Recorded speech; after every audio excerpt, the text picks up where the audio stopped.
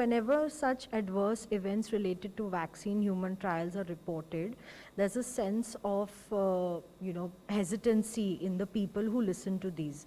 What is the government's perspective?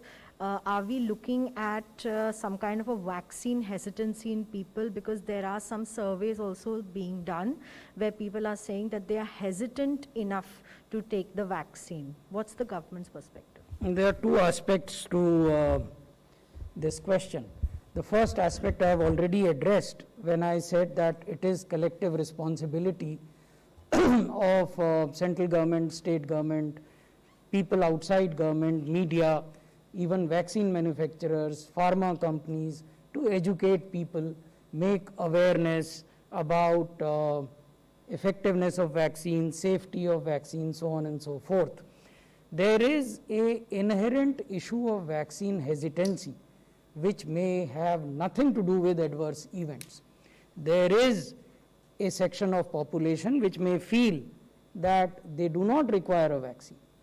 So therefore, whenever such a communication or information dissemination exercise is taken up, one of the aim is to tell people what would be the effect of taking the vaccine and what would be the benefit to the person as well as to the population at large.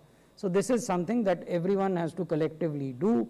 Having said that, let me also tell you that there is a detailed guideline that the Union Ministry of Health is preparing and would shortly, maybe in the next week, share with the states. And one of the chapters in that guideline deals with communication addressing the issues of vaccine safety, vaccine संबंधित विषय होते हैं, उस पर जब हम चर्चा करते हैं तो ये बेहतर होता यदि हम पहले इस तरह की जो तथ्यात्मक जानकारी है, फैक्चुअल इंफॉर्मेशन, उसको हासिल कर लें, उसके बाद फिर विश्लेषण करें, तो पूरे देश के टीकाकरण की बात कभी नहीं कही गई है.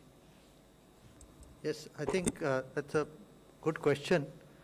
The question would depend on the efficacy of the vaccine, number one, and obviously there is a range.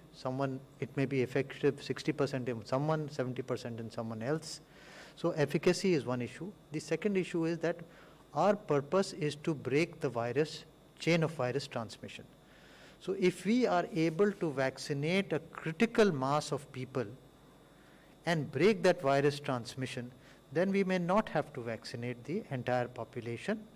That is one point. The second point is the role of masks is also vitally important, and that will continue even after the vaccination, because we are starting with a small population at a time, and therefore the mask will be protective and should continue to be used so as to help in breaking the chain of viral transmission.